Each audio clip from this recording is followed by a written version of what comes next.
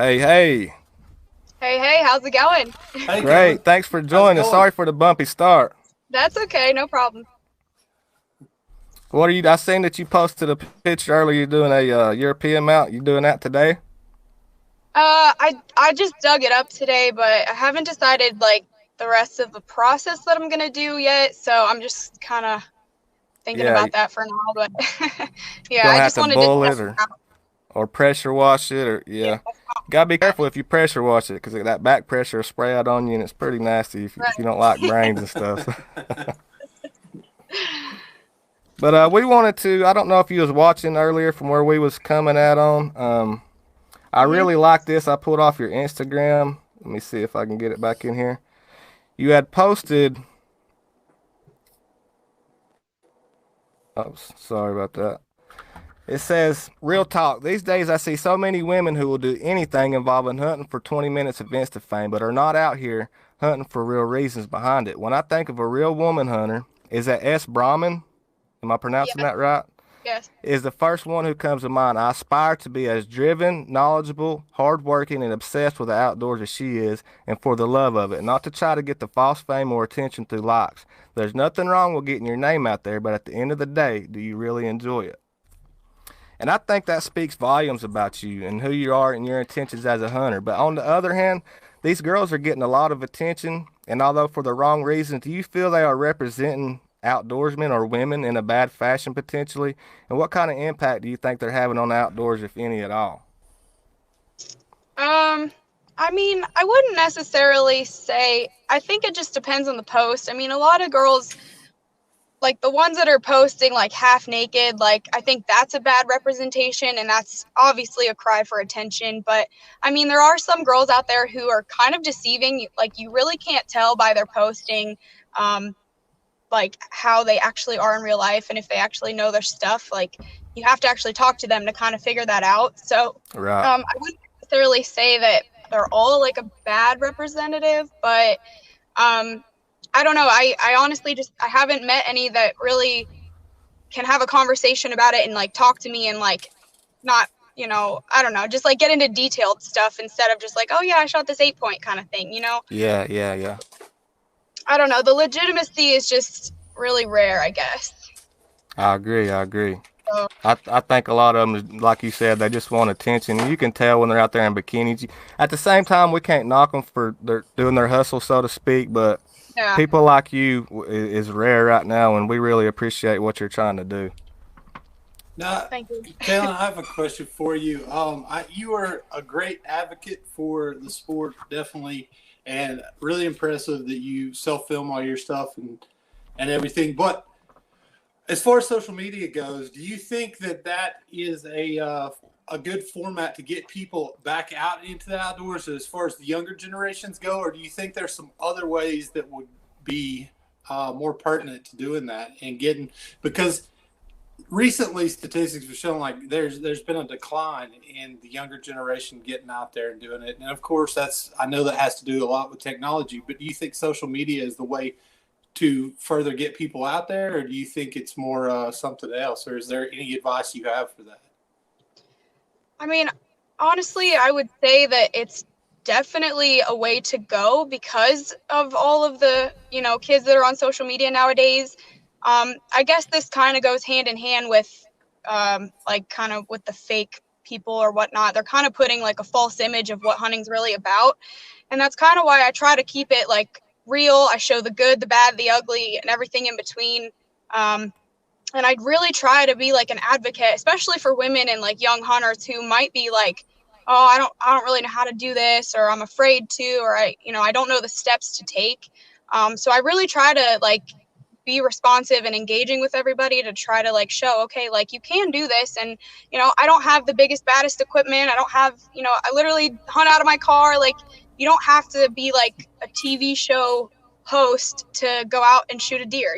So I would say it's definitely a good avenue. I mean, at least that's the take that I use. Like that's kind of my platform. That's what I use, and it's been, I think, pretty productive as far as it like for me, talking to people and engaging with them. So Yeah, I would say so. that's awesome. Kaitlyn, I know you probably get asked this all the time, but are you getting a truck? Is a truck in your future? I would love to say yes, but I'm kind of balling on a budget right now, so maybe not the near future, but it's definitely gonna happen because I need one so bad. Hey, we ain't knocking you. I think what you're doing, that's awesome. You got to do what you got to do, right? Yeah. It is. It's really awesome, and like so, you self film everything, and both of us, we know we create content. We know exactly how hard that is, and especially hunting. When it comes to hunting, self filming is incredibly challenging. So, what challenges have you had? Like, can you talk about that you've had, like when you go out there and I mean, like when you first started to now? Like, if you adapted, is there some things you do differently? I mean, honestly, I'm still trying to work on that. Like, it's not easy for sure. I mean, I don't know. Like right now, depending on where I'm hunting, if I'm in a tree or on the ground, like it's literally like tripod and camera on one shoulder. I got my bow in my other hand, my backpack, and sometimes I even lug a stand in. And so it's not easy at all. But I mean, I kind of just like adjust to the situation. I really don't have any like useful tips. I'm not gonna lie, because it's not easy, and like I'm still kind of working out the dynamic of it. Like this year, before I shot the deer that I did, I was after a different buck, and I literally had him at my stand at 5 yards at full draw, but I was like bumping the camera because he went past me, where I was anticipating him to be like here, and he was over here, and so I'm like literally pushing the camera, trying to like bump it around, and then it ended up not working out. So I've missed a lot of opportunities because of the camera, but I don't know, when I do get it to kind of wrap up and come together, it's definitely worth it, but it's Do not you easy. use the muddy tree arm camera mount? Yes. Yeah. Okay, I Yeah. do too. It can be aggravating, especially when you have to film on one side and you're right-handed and your camera, you flip it Yep. open and the screen's on one side and everything has to line up just perfect. It's hard to Yep. get that perfect shot. And I thought it I was have to funny say, in your last video where you're doing the B-roll and you're kind of, it looks like you're walking through the woods and you come back to the camera and you explain, I'm doing all that. That's funny and that's a real thing and I can relate Yep. to that. I think about doing it. I don't never do it. And I'm like, man, I should have done that, but I'm just always too lazy to get that extra footage, and you do I that. I like try. it. Yeah, I try to show like the like realistic side of everything, because it's like, yeah, it looks cool that I'm walking through the woods and going to my spot and getting set up or whatever, but really I have to go back at the camera. I got to check to make sure it was even in focus or where I wanted it. Like there's just so many like different things that go into it that I don't think a lot of people realize, and so I try to show that. Yeah, totally understand. you definitely have some definitely good like footage. Period. I mean, especially for like, it's hard to get things in focus when you're out there like that. It's not, and even with autofocus, sometimes it can be weird when you're just setting a camera up and hoping for the best type thing. Well, like my camera, which I would like to get a new one here soon, but the current one that I'm using is not really ideal for self-filming, because the screen doesn't pop out and rotate, so I can't even see what I'm filming unless it's like away from me. And so like if I'm doing like an interview or something, I have to do like a test run just to make sure it's on focus and like where I need to be and make sure my head's not cut off and stuff like that. So it's actually pretty time consuming, but I mean, I make it work, I guess. Now, Kaitlyn, it's evident that your dad has been a major influence on you being a hunter. What advice would you give to other female hunters who would like to get into hunting but don't have a father figure or a male figure in their life that would like to get into hunting and get into the outdoors? What would you tell them to do to pursue that on their own? Yeah. I honestly tell a lot of people, like male or female, who are just trying to get into it, depending on if you're trying to like bow hunt or not. I would say, like, if you literally don't have anything, don't know anything, go find a bow shop near you and go in there and just ask questions and have them set something up for you, and, kind of start there, because, a bow shop is going to have like knowledge of, okay, this is how you should be shooting. This is better than this, or use this sight over this sight or whatever. And I think that's kind of a good foundation. And then obviously, like, you know, like social media is a really good platform to reach out to people. I'm always open to like answering questions for people and like kind of trying to steer them in the right way. But I mean, I guess I got lucky as far as that goes, but I think there are a lot of people out there who are willing to help if you just, you know, you just have to ask, really. Just ask Right. questions. So. Good Now, answer. now, the last episode that I watched your last episode and I was watching, you talked about using Onyx a lot to find your hunting spots. And I know you hunt public land a lot, but do you use other, like, is that your primary that you kind of scout out? Because I know, like, with me for fishing, I'll go on Navionics and I'll find my spots that way. I'm just wondering, is there other like techniques and stuff that you use to find those spots on public land? I mean, honestly, I've used Onyx like pretty much since it like came out, and that's more or less like my starting point. You know, especially because I'm hunting, like I hunt multiple different states at times, and so I don't necessarily have the chance to go out and scout right away. So I'll just get on the maps and like kind of be like, okay, this is what it looks good on the map, so let me go in there and then actually check it out. So I mean, honestly, that's like the only thing I really use. If I'm familiar with an area, I might not use it so much, but yeah, I mean, that's like my starting point, and then I kind of just go from there. Okay. Awesome. Yeah, I was wondering about that. I hadn't seen the Onyx, but I knew that it was kind of like a. Does that show topography as well and everything? Like, yes. It shows everything you need to know. Yeah. Okay. Well, I know there nice. are other like apps and stuff out there, but Onyx is just the one that I've used personally. So, I mean, And it's I not use Hunt Stand. It's a free version. It's a lot like Onyx, and yeah. but it's a free version. But yeah, Chris, most hunters we like to start out looking at GPS, and then we'll go in there and put boots on the ground and decide from there. Because something, especially with GPS footage, sometimes the photos are old, so when you get there, it's totally different than what it looks like on the map on the aerial. So you have to go in there and put boots on the ground, and it might be something that you can't even get into that you couldn't tell from the map. But map is a great way to start your scouting. Kaitlyn, you stated that you've been hunting since you were a kid, and it's going to be different for each individual. I know that, but some may feel sorrow, some may feel confusion or a sense of pride. Can you remember your first kill and maybe what you were feeling in that moment? Oh yeah, I remember it like it was yesterday. So I was 12 and I was rifle hunting with my dad because at that point I only rifle hunted. And I remember we were heading up this like logging road and there was a doe bedded down. And my dad's like, okay, there's a deer right there. She's bedded down. Take your time, whatever. And he literally had to like hold the front of the gun up for me because I'm like, the gun was as big as I was. And I get on it, and I honestly don't know how she didn't take off because it took me like almost a minute just to like find her in the scope and get on her. And then when I shot, she actually let out like a bleat and like cried, and I was like instantly devastated. I was like, oh my gosh, I can't believe I just did that. Like, and I was like panicking, and then my dad's like, shoot her again. It's fine. You're fine. And so I did, and she died right away. And so I was like, oh my gosh. And so honestly, I was like terrified. Like, oh, I can't do this. Like, I'm an animal lover. How can I do this? And so the rest of the day, I was kind of like, I was happy, but at the same time, like, I think I was just like kind of bummed out. Like, I just didn't expect that. And so we go back to the truck, load her up, and my dad's like, all right, well, let's go try for a buck. And I was like, no, I'm pretty tired. I'm over it, whatever. And he's like, all right, well, I'm going to shoot a buck. So sure enough, he goes and he shoots one, and I fall asleep in the truck.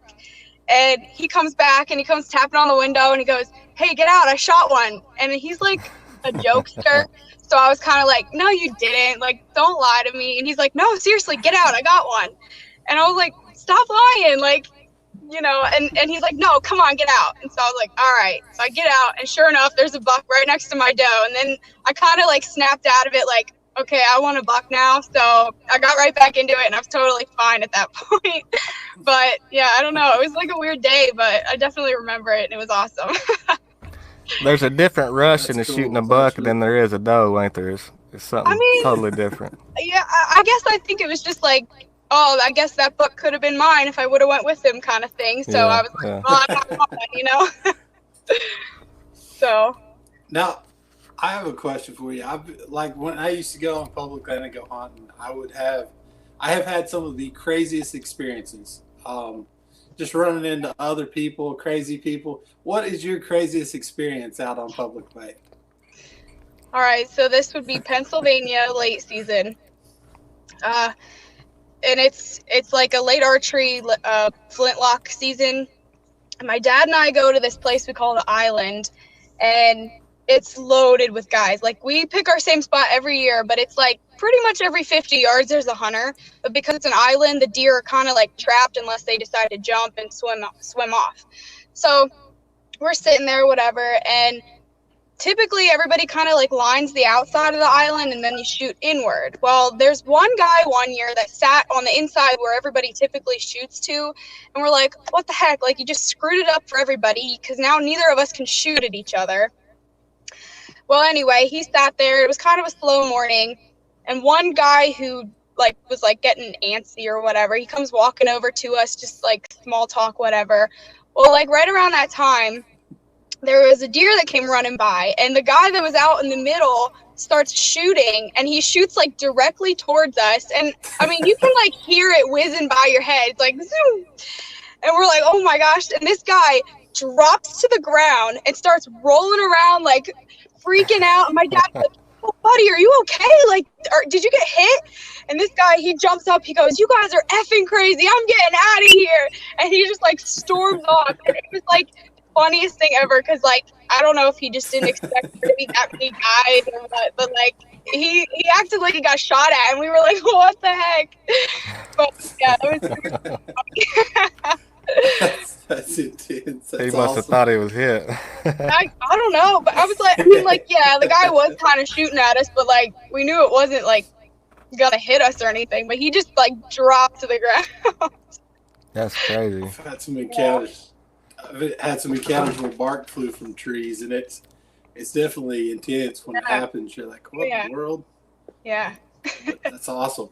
I was working on my food plot one day, and we gotta have people around here that shoot all the time. And I was out on the pipeline, and the guy was up there target practice, and I could hear the bullets whizzing by. It was just like in the movies, and it'll make the hair stand up on the back of your neck.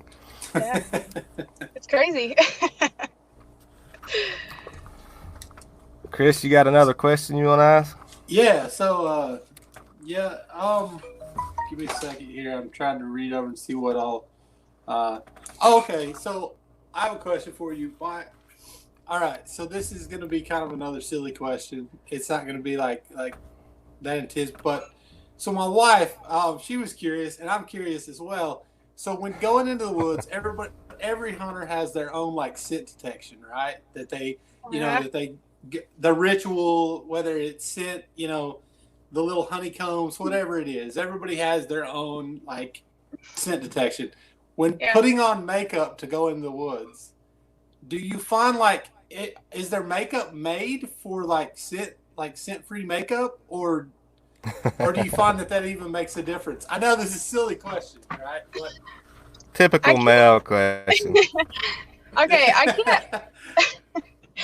Honestly, I just wear my normal makeup. I don't like cake it on and like go crazy with it. But honestly, I more or less just try to look a little bit alive for the camera. But I don't really like shop any different as far as scent goes. But I'm also like a stickler for like playing the wind right, and like I use like spray and stuff that I kind of just like douse my face in it, and if it stays, it stays. If not, whatever. But I really don't shop any differently.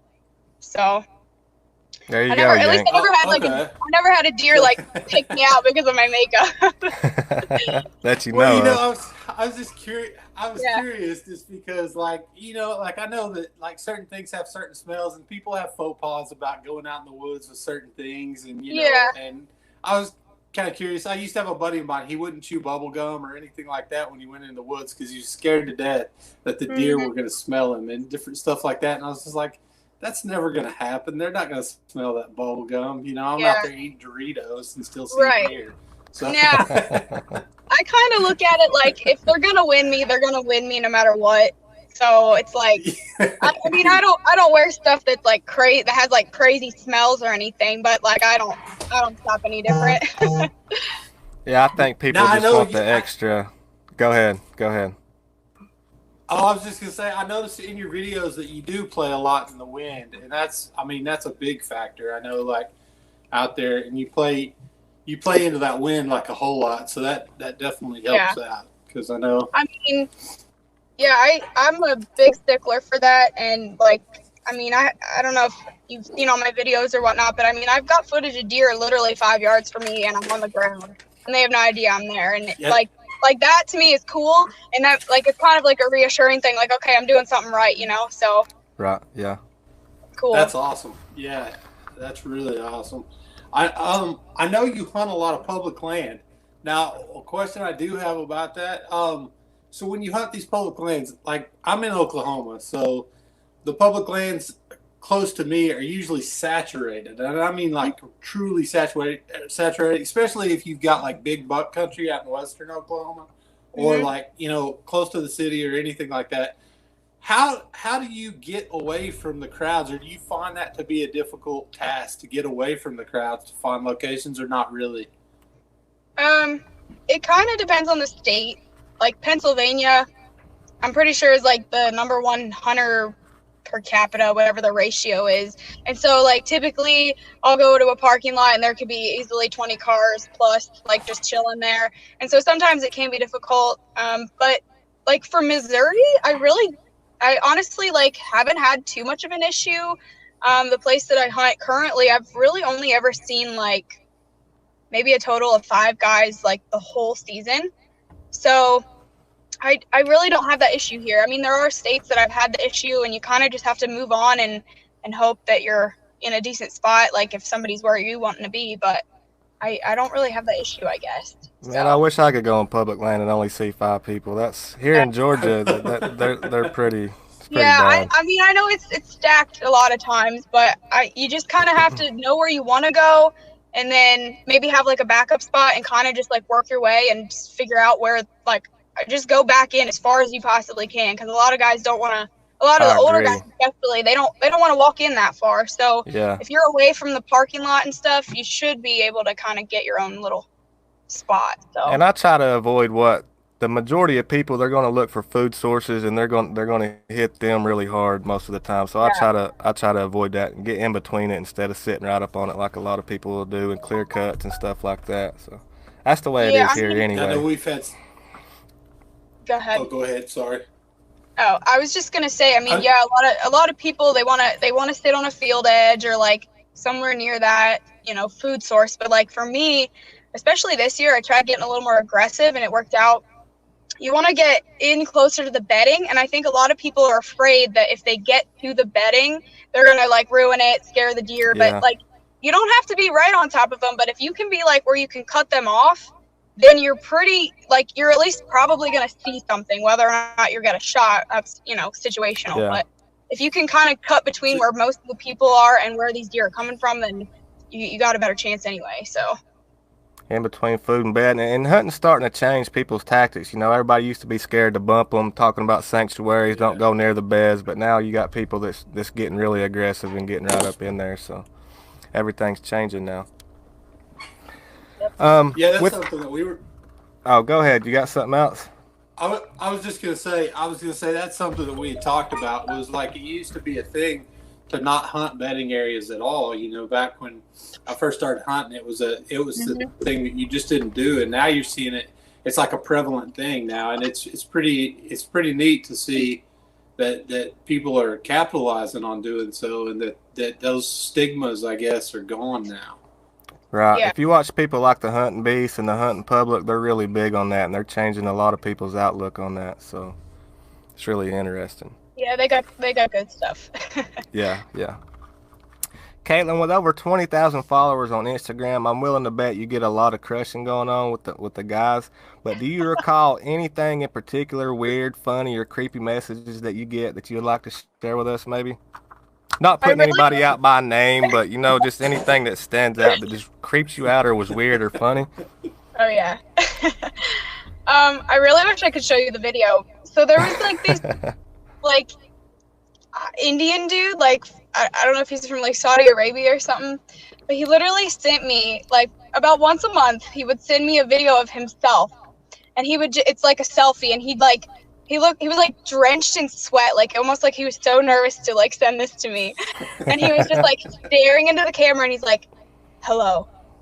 And then he'd pause for like 5 seconds and then he'd be like, you are a good huntress. Like, I wish you the best in your life. And like he just like would go on for like 3 minutes of like just like talking. It was the most funny thing ever. And I'm just like, how do I respond to this? Like I didn't know what to say, so I just like didn't answer because I'm like I don't know what to do about this. But it was like the funniest thing. Like he was so straight faced, but you could tell he was like so nervous to like message me. And like I don't know, it's so funny. He's like, we don't have the facility to be professional hunter in my country. Oh, it's so funny. Now, speaking, when you said huntress, do you have like I know you use your real name, but do you have like a nickname or something that you think is cool that you would like to go by? What do you think of bodacious? Bodacious? Yes. Not like an attractive way. You know, we put that on your thumbnail, and we was wondering, what did she like that, or is that awful, okay, or you know?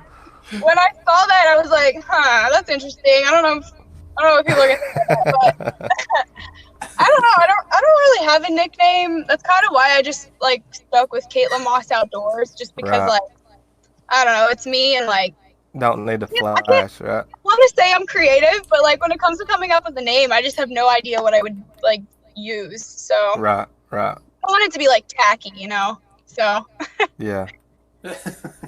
So now, bodacious was tacky, huh? I don't know. Bodacious is a little. Now I have a question for you. Kaitlyn, what was like if you could hunt any animal, like in the world, what would be your number one? Like a dream hunt? Yeah. Caribou, like up in Alaska. Caribou. Yeah. That's and I think I don't really have a reason why. I just think the migration is really cool, and I think it would be a very difficult hunt. And so like just like a lot of people don't get to do that, so I think it would just be a really awesome experience. So, and I just think they're cool looking. Like they're just cool. They are. They're pretty awesome. I've seen some hunts where they stock them. They stock up on them, and they basically they're shooting bows like behind rocks and stuff. It's pretty intense. It's actually pretty neat. But yeah, that would be an awesome animal to hunt. I think mine still to date is elk. I want to go hunt an elk. Yeah, I've done some elk hunts, not of my own, but I've like filmed for them and like have been a part of them, and it's a rush for sure, but it's not easy. Like, I mean, it'd be cool to get one, absolutely, but like, I don't know. I think just because I've been a part of it, I'm like, okay, like, I want to go for something else. Yeah. They taste really good though. Yes, they do. That's the whole reason I want to go is because they're so good to eat. Honestly. Now, go ahead. I was gonna say I love elk, but my favorite meat that I've had is moose. And that's like super sweet. Like it's like a sweet meat. It's really good. Never had moose. So somebody told me that moose is better than elk, and I was like, I heard that I was watching some ridiculous show on Alaska, and they were talking about how like parts of the moose you can't eat because like a lot of people are allergic to moose because if they're not of like native, like Eskimo, I guess, or whatever. I don't know. But they were saying that. But then I've heard everybody telling me they've eaten moose, and I was like, that sounds good. I mean, I'd definitely try it. Yeah, it honestly is. Like, I love elk, don't get me wrong, but it's like super lean, so you gotta be careful how you cook it.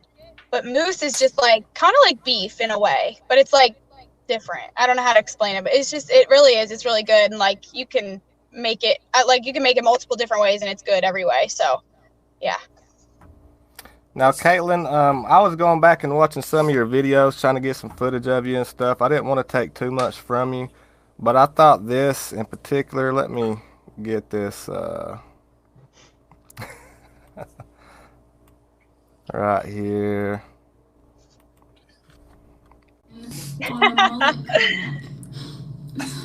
I don't know, really. I think it's interesting. I think some guys can rock it, some guys can't. Kind of funny to me, but I don't know. I think it just depends on the guy. Like some guys, like I said, they look good with it. Other guys, it's like, okay, we need to like get rid of that. I get really interesting questions. So what you think? Am I rocking it? Oh yes. I don't know if you've seen any of my video, but this is a character I implemented into it, and I had to do that. I had to do it. I'm sorry. I thought it'd be fun. No, I love it. It looks great. All right, y'all carry on. That's awesome. Oh my gosh, I love it. That's awesome. So now, with college and stuff, I know you're probably pretty busy. Like, do you find it hard to find time to do, like, because you talked about how you work and you do, like, I guess it's like independent style, like, jobs where you film for other people and stuff.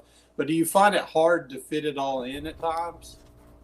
Yeah, it can be. So my last 2 years of college, I actually only have one semester to go, and I'm like taking a break this current semester. So I haven't really had the issue this time around, but like the last 2 semesters I did a lot of stuff online. So I could kind of like get all my stuff done for the week or whatever, because a lot of times you can plan ahead with that.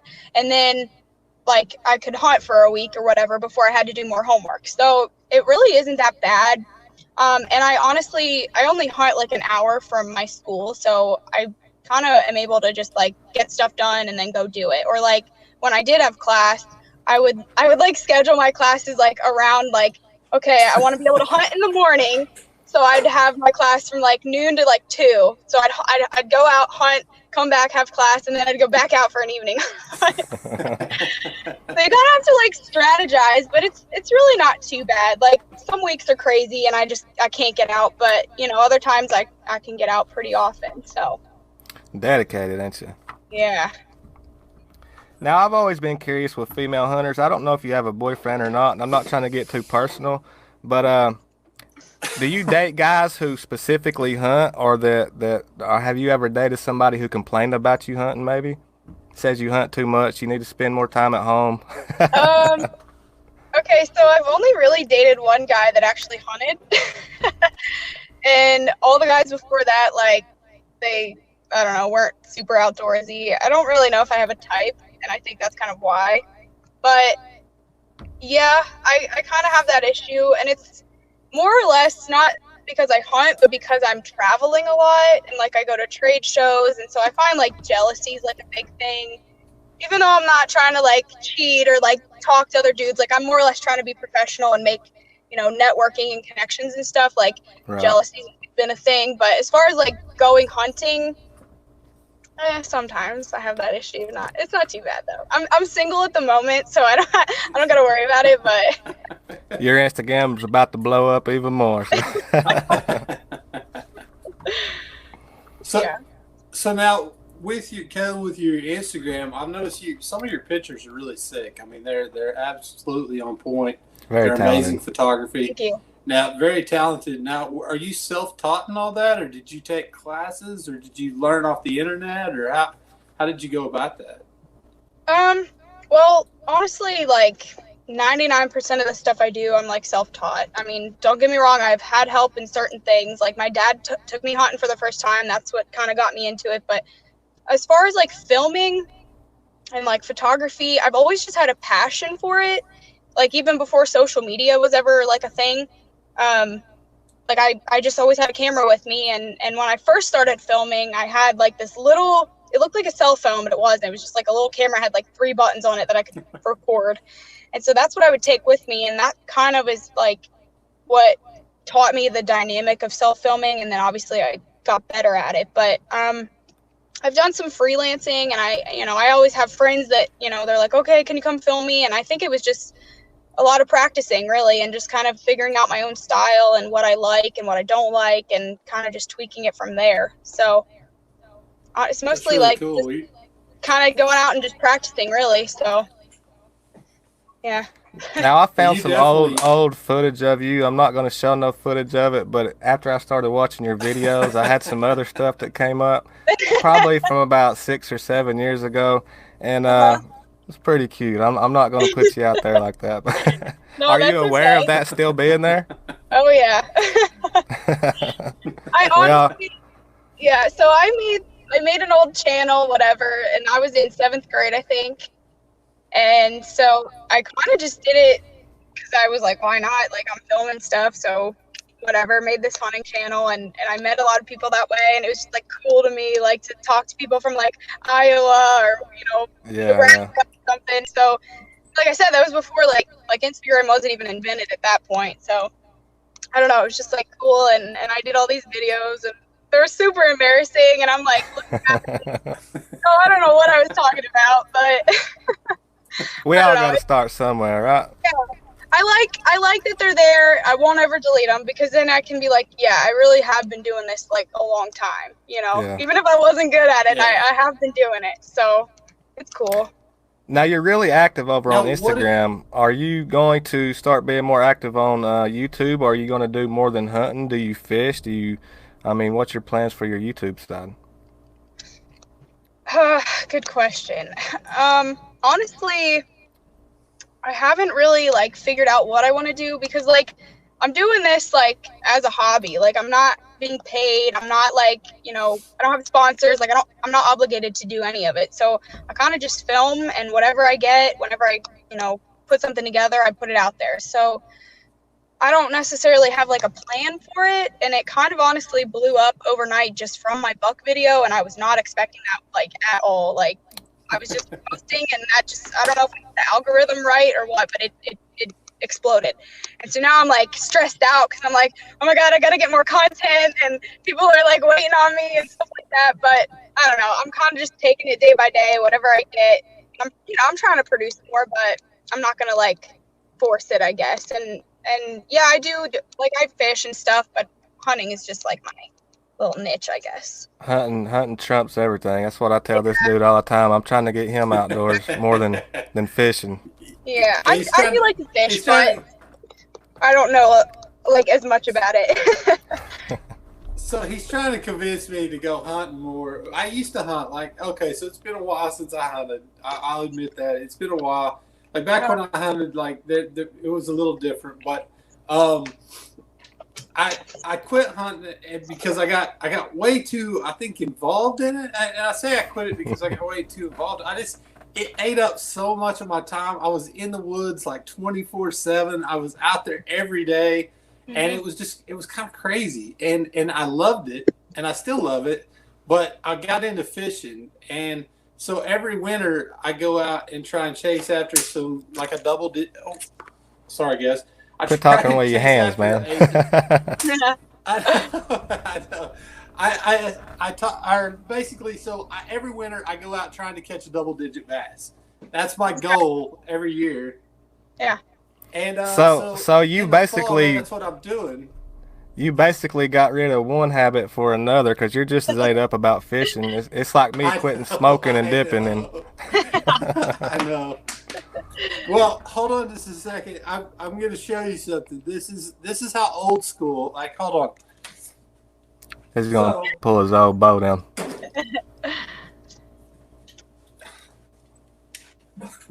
Okay, nice. All right, so this is an original diamond before Bowtech bought them. Uh-huh. So that's how old school. It's probably been. I don't know. Do you still use it? Josh, it's probably been like. Huh? Do you still use it? Sorry.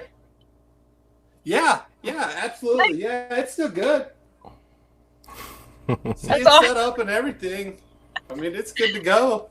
It looks like the sights on there was right before they transitioned to the full circle, and they was coming out of the square box sights. Well, and I've got a brand new one up there that's never even been shot. Literally the same bow. It's just brand new, never been shot. So I need to put them into use. Yeah, you do. I need to get out in the woods again. Yeah. It's been a little while.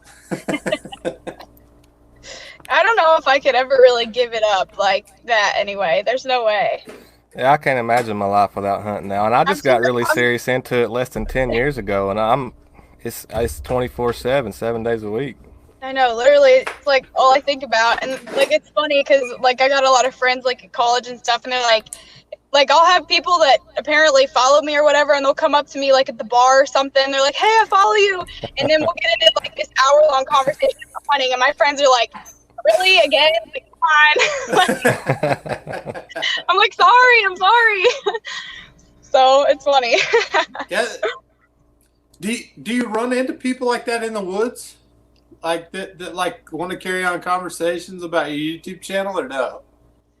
Not really. I don't really run into people in the woods.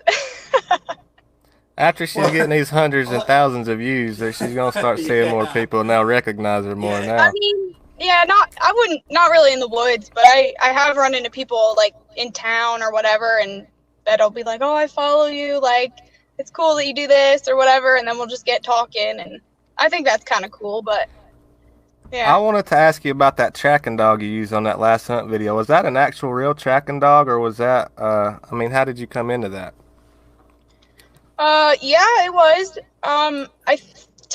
Don't ask me the breed of it because I can't remember. It starts with a T, and he told me that they're like a foreign breed, like they're not common in the U.S. He just happened to know a breeder that he got in contact with, and I guess he bought 2 dogs or whatever.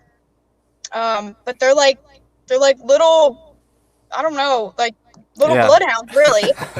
And it was funny because he was like, "Hey, don't make fun of my dogs when I show up," and I was like, "Okay," like I don't know what he was bringing, and then he brings them out, and they're like these little midget dogs, and I'm like, "Hey, if it finds my deer, I will not judge it whatsoever. I do not care what it looks like." But yeah, so I, posted obviously about the shot and whatever, and then of course everybody's like, "Oh, you need to get dogs." I've never used before, so I looked up like online, make sure I was doing everything right. I had to go get permission from the, Department of Conservation, whatnot. And then somebody just gave me some guy's number, and I called him, and I was like, "Hey, like, any chance like that you could help me? I shot a deer, blah blah blah." He's like, "Yeah, I'd love to help you with the deer yesterday." And I was like, "All right, well that doesn't help me." And I was like, "Do you know anyone else?" He goes, "Yeah, I know this guy." So then Brad, which is the guy that I ended up getting a hold of, he brought these dogs in, and I mean, we tracked for. I grid searched all morning for this deer, couldn't find him, and then by the time I called him, got him there, we probably tracked, even with the dogs, a couple more hours before they actually got on the trail and found my deer. But it was a cool experience, but also like I was so like my nerves were like, "Oh my God, we're never gonna find this deer." It just took so long, but it was cool, and I'm really glad I did it. I wouldn't have found him. You are cutting out a little bit. Oh no. Now you're clear now. I don't know what was up with that, but what'd you hear? Yeah, I heard it. It was distorted a little bit. Oh, okay. You're okay. Yeah, I thought it was your pet when I first saw it. A little house dog with a purple leash on it. I was like, man, she's got a pet as a tracking dog or what? Nope. Just. That's pretty cool. I don't know. I guess he has had success with them, so I was like, "Hey, I'm not going to doubt you. If you find my deer, right. Absolutely. That's awesome. They did that. My buddy, he told me this year they went out and they tried to get a guy to come out because he lost one, and they tried to get a guy to come out with dogs, and I guess they couldn't get him to come out.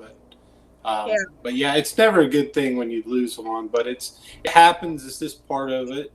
And, but it's always like devastating too, especially if it's a big one. Right. Well, the thing is, like, I have never actually, okay, I lie. I lost one deer before, and it was a doe. But up until now, like, I've never, like, lost a deer except for that one. Except this deer that I shot, I didn't have a pin drop of blood to go off of. So I just kind of had to think, okay, maybe he ran back to his bedding because he headed back the way that he came from. So I was looking like in the thick, like nasty stuff, thinking he went in and bedded down in there.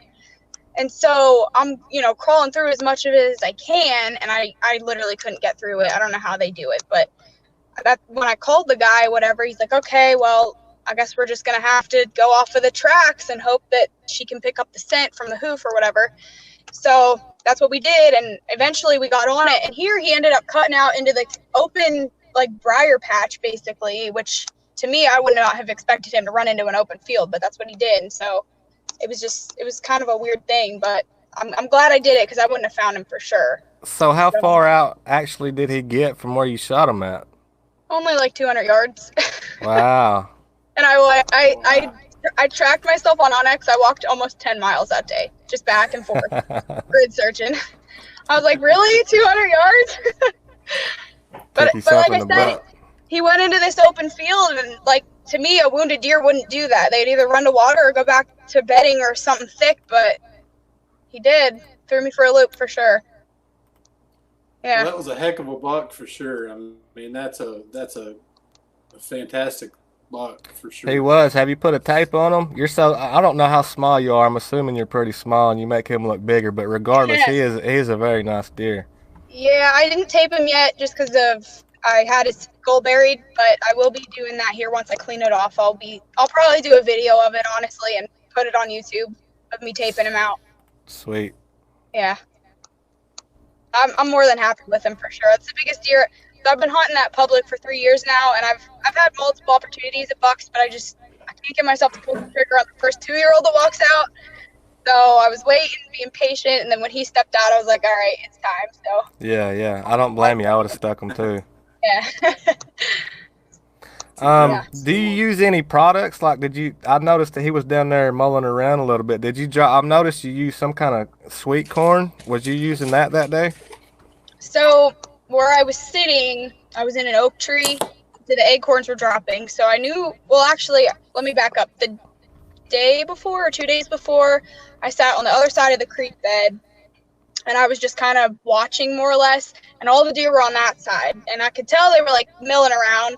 So then once I hung my stand and hunted it, like all day long, acorns were just dropping. So I knew they were going to be in there.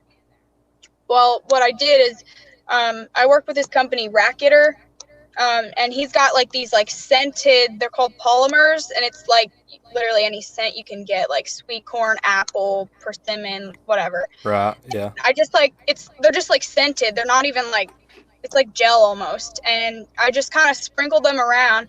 And if you watch the video, you can hear they're like sniffing like really hard on the ground. Like they're going, like just smelling it. And I was like, yes. Well, they were just like sneaking around. And I think that just kind of helped distract them. Like they had no idea I was there. And they fed for probably like 10 minutes before I even picked my bow up. So yeah. That's awesome. kind of, but I don't use it all the time. It's just like situational like that, where I knew they were going to be in there smelling around anyway, so I put it down. I killed my first buck using doe and estrus, so every time a rut rode around, I felt like I had to have some doe pee or something. You kind of become reliable on it, but but if it works, don't try to fix what's broken or what's not broken.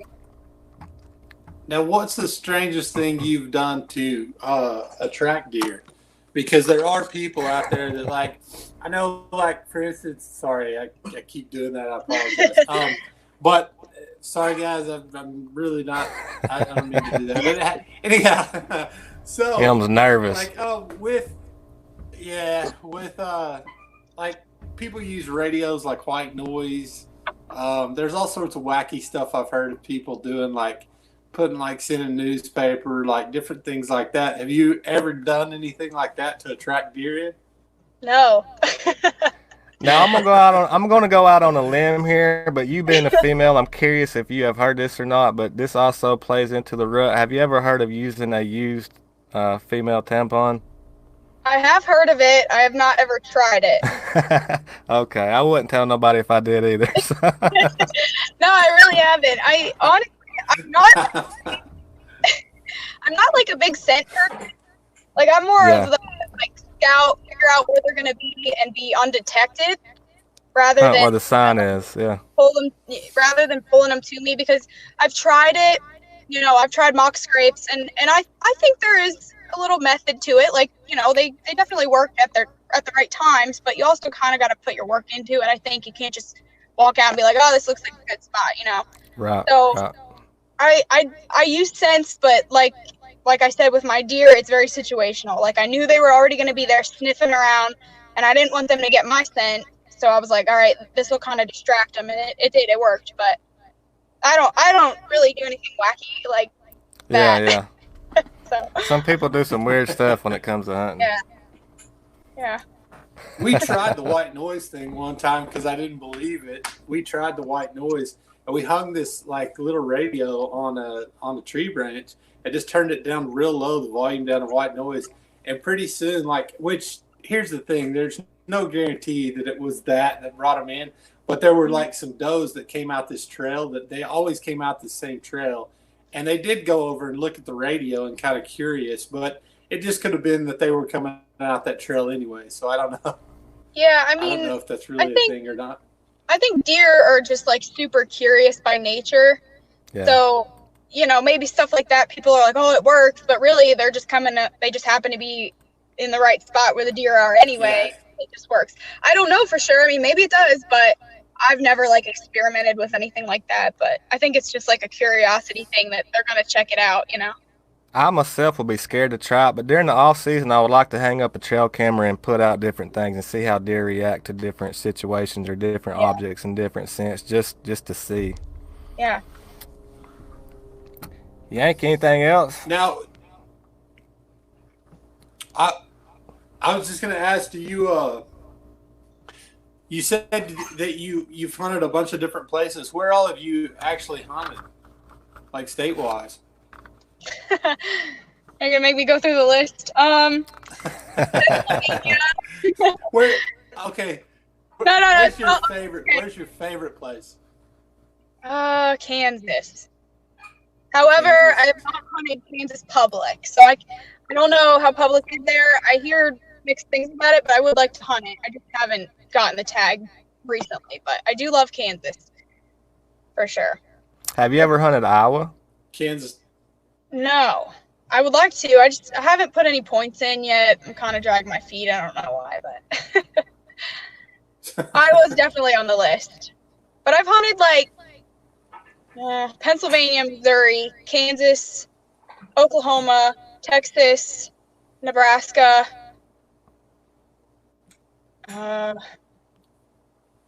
Where else? I'm definitely missing something. I forget. Illinois. So roughly like the Midwest/South, but yeah. I don't know. I like Kansas though. What part of Oklahoma did you hunt?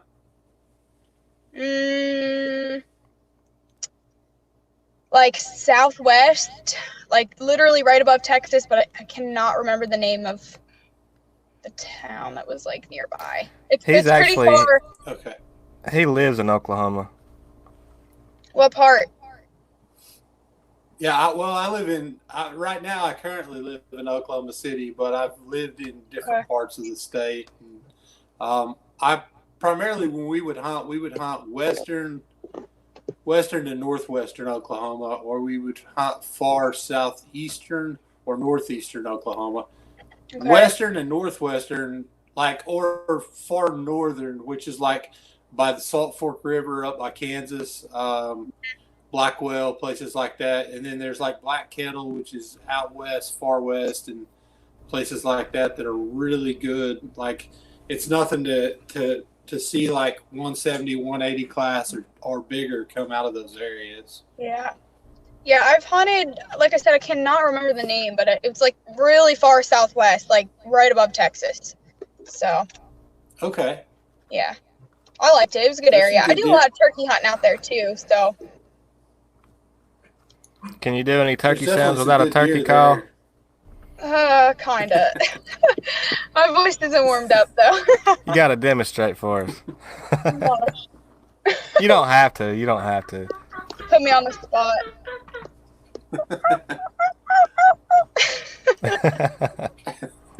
I'm not good. Bad. Not bad. I'm not good. It's better than me. Yeah, y'all sound like a dying cat, so I ain't doing nothing. I went yesterday to the pumpkin patch. This is ridiculous, but there were these turkeys in this pen, and I'm sitting there going like that, and this turkey comes from inside of the this garage thing or this little barn thing he's in, and comes out there, and the other one's sitting there yelping at me and gobbling. And I thought this is ridiculous. That's awesome. I need to take a video of it. It was pretty funny. I thought it was pretty funny though. It was just like I'm horrible with any kind of mouth call. Like unless I actually have a turkey call, I can't do it. And some people can't even do it with a turkey call. Yeah, I've been practicing with a mouth call this past year, and I got pretty good at it by the end of the season, but I don't know. If I pick it up right now, I'd probably suck. Now, do you ever carry one with you while you're hunting? I know a lot of people do it just in case they make some noises, so they'll hit the turkey call. That way they try to make the deer think that they're a turkey over there. It's a good strategy. Yeah, I usually just use my mouth, just make a sound or whatever if I need to. But I don't really carry it all with me. I don't really have too many situations where I need to do it anyway, so I don't know. But I know a lot of people that do it, and it definitely helps. Yeah. Can't hurt. There's one time I actually came up on some does, and it was pre-rut time of year, and they were out in the field, and they were looking at me, but I was behind a bush, so I just started grunting at them and stuff, and they calmed right down. It was weird. hey, it works. Yeah, I gotta do what you gotta do.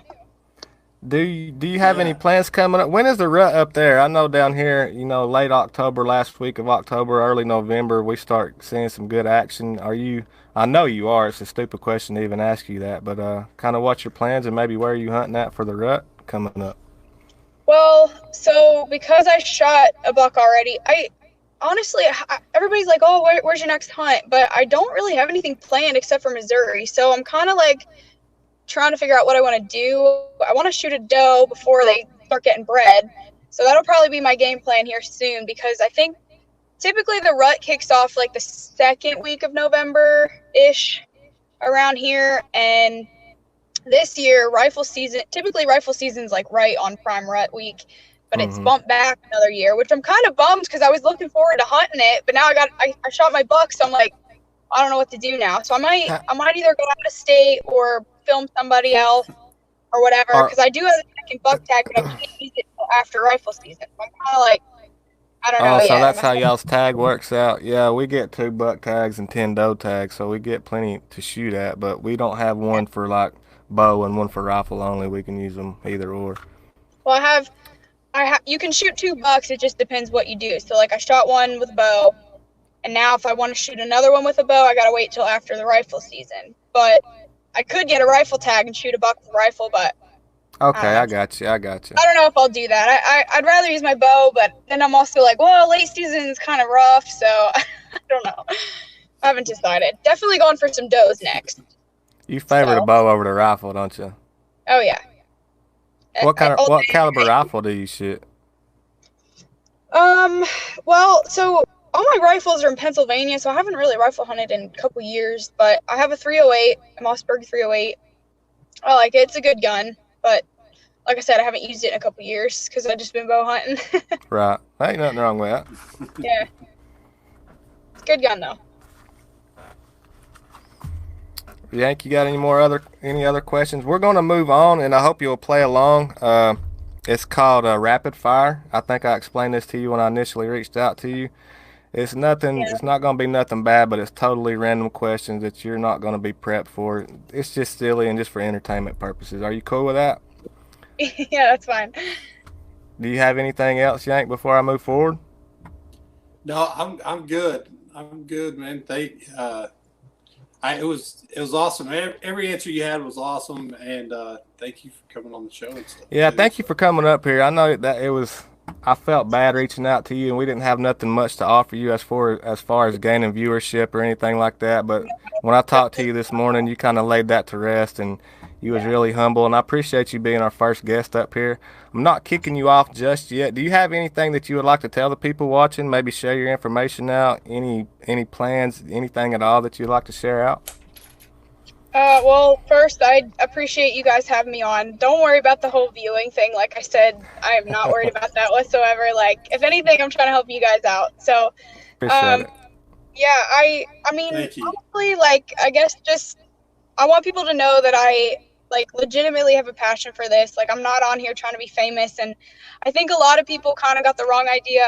They thought that that buck that I shot was my first deer, and I'm just suddenly trying to be somebody, which I'm not. I've been doing this forever. I just haven't really like released anything. So I'm trying to get into that. But yeah, that's like I really do like this, and anybody that has any questions, like feel free to reach out anytime. Like I can't always like promise that I'll get back to you right away, but like I do my best to get back to everybody. So I try to be chill, down to earth, and just like keep it real. So You are a very humble person. I Yeah. love the way you carry yourself and the way you're representing the other female hunters and outdoorsmen in general. And I honestly believe you are going to blow up like Hannah Barron, kind of big, especially if you stick at it. Your Instagram is doing great, and if anybody goes over there and checks you out, they can tell you're very active and have been for a while in the outdoors. And I think you got a lot to offer the people. thank you. Well, everybody, like, legitimately, you're 100% the real deal. There's no, like what we were talking about earlier. That's not it at all. You're 100% the real deal. You do it, and that's amazing. That's what caught me when we first like reached out to you, and I was watching your videos. Was just the self-filming aspect. That's so hard in anything that you do, but especially coming to hunting, because you've got to draw back your bow, you've got to move that camera, you've got to do all that stuff. It's just really crazy to think that, I mean, that's a lot of time. People don't realize it. I know they don't, but Yeah. I mean, and to the footage you get, I mean, it's amazing. You really have a talent for it. So you're very talented and completely 100% the real deal. Thank you. I try. Okay, so I am going to start this rapid fire. We was thinking about doing like a scoreboard and trying to. We're going to do it with every guest. It won't just be you. And by the way, we have. I'm not sure if you're familiar with Mia Anstein, but she's going to be up here next week. She was on the cover of Field and Stream. So she does a lot. She has a lot to offer for the outdoor people. She's a big figure, I think so, and she does a lot. And she's affiliated with a lot of people, and. But yeah, so check her out next week. We're going to do it to her. We're going to do it to every guest. I actually have this over here, not in my notes. I'm sorry. I'm still trying to get used to doing this live show thing. I got a lot of things I'm working on in the background that y'all can't see. But yeah, we was going to do a scoreboard and keep track of it and try to do a fun way to keep it going and stuff like that. But I think we're just going to keep it simple and just do it with a few silly questions. But what annoys you the most? People who are fake. Fake people. Fake people. Is it wrong for a vegetarian to eat animal crackers? Yes.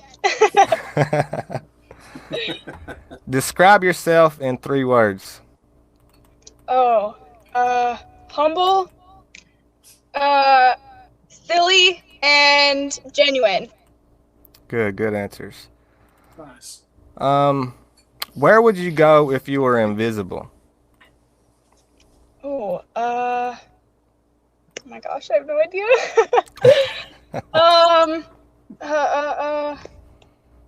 Shoot, I don't know. Pass. Next question. Yeah.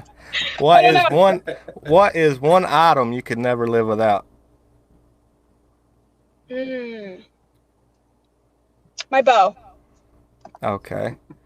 What is the thing you're most afraid of? Disappointing my family. If your plane was about to crash, who would you want sitting next to you? Oh my gosh. My mom. Oh, you just broke Daddy's heart. If you had access to a time machine, when and where would you go?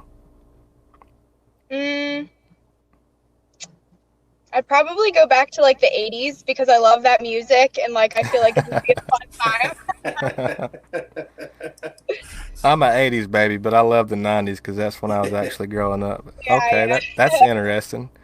Y'all's generation is kind of trying to rock the 80s and 90s style, so I could see that. Michael Myers, Freddy, or Jason? Who do you like better out of those 3 guys? Oh, Jason. Jason? Mhm. Okay, and last but not least, and this is not meant to be controversial, but what do you think of Hannah Barron? You're familiar with her, right? I actually know her personally. She's a really down-to-earth girl, and I have nothing bad to say about her. Like, I love her. She's a good girl. Awesome. I think she's also the real deal. And y'all too, I'm not familiar with a lot of other ones, but you and her, y'all are very impressive in the way y'all are doing this. Y'all ain't doing it, in bikinis trying to get the attention and half naked, and y'all are really doing it right. Yeah. Trying to. All right. There's one last thing I wanted to ask you to do before I let you go. We're gonna do like I don't know what you call it, if you call it a cameo, but it's kind of gonna be used when we switch over to podcasts and have audio only. Kind of a an intro where people's like, "Hey, my name is so and so, and you are tuned in to so and so." Could you do that? And would you be fine with us using that in the future, possibly? Yeah. All right. So just look at the camera, state your name, and say you are now tuned in with Live on Reloaded. Hey guys, it's Kaitlyn Maus here, and you are now tuned in to Live on Reloaded. Thank you. That was perfect. Thank you. That's awesome. Anything else? I was wanting to get people involved to maybe let the audience, but since we're just kicking this off, I apologize about my social media game is really weak. I don't really get on there, so I was wanting to get some viewers involved and have some questions for you, but I'm sure you get aggravated with that all the time. But other than that, you did great. I appreciate your time, and I wish you luck going forward. I'll be following along with you. Chris, you got anything else you want to say? Yeah, I just wanted to say that basically, I'm sorry for fumbling around and messing up the camera the whole time. No, it's actually been great having you on. You're an amazing person, and that's awesome. Thank you so much. We really appreciate it. Thank you guys. Honestly, we do. That's. It's been fun. It was fun. It was really nice to get to know you. Yeah, you guys as well. It was a great time. All right, thank you. We'll see you next time. You can hang out if you want to. I'm sure you got stuff to do better than sitting with us too. But you've been up here for over an hour. I didn't expect it to last this long. So we appreciate you coming up. Yep. Thank you guys. Yeah. Thank you very much. All right. See you later. Have a good one. We'll see you later, Kevin. Thank you. Bye. She might not know how to get out of it. Okay, she does. All right, so we got off to a little bit of a rocky start. I think you went on a little bit before I was ready. I don't know if they picked that up or not. Absolutely did. But that was an awesome interview, man. I'm really glad we got her to get up here, and I hope the viewers got something out of it. If y'all have not checked her out, y'all definitely go and check her out. She is the real deal. As I said, she's more than meets the eye. She might not look like it, but she is not the typical girl that you see on Instagram and all that stuff. So y'all check her out if you're not familiar with her. She's only going to blow up from here, I believe. Yeah, I think so too. I think her content and just like the person she is, like that was really cool, getting to see an insight into who she actually was, and not just the video persona or whatever. So that was pretty cool. I got think anything she's else? Going to blow up. You got anything else that we need to mention? I know we apologize. This first show is going to be a little bit rough, and I hate to do that to Kaitlyn, but we had some stuff that we had to work through. Y'all know from my previous live streams, OBS can be a pain. I finally got the kinks pretty much worked out, but there's a lot I'm juggling behind the screen that y'all can't see, and trying to listen to her and him and gather stuff. We're really wanting to get y'all involved, so what we'll do going forward, for those of y'all who's just joining us, we're trying to get y'all involved with social media. We do not have time, the way that the show is laid out, to take all the questions in the chat room, or to much less to look down there and read everything, so we apologize for that. But if y'all have any questions for us, or any suggestions for the show, or just any feedback in general, we'd love to hear y'all's comments. You can reach out to us on Twitter and Instagram, which I'm just now getting familiar with, so I apologize for my lack of content on there, but we're really going to be working on that hard over there since we're doing this show now, and we look forward to growing with y'all and hope y'all stick around and interact with y'all, because we want to make y'all part of the show too. So y'all send y'all's pictures in, y'all send y'all's questions in. Next week we'll have Mia Anstein up here, so y'all have any questions for her, get with us on Instagram or Twitter at #LiveOnReloaded.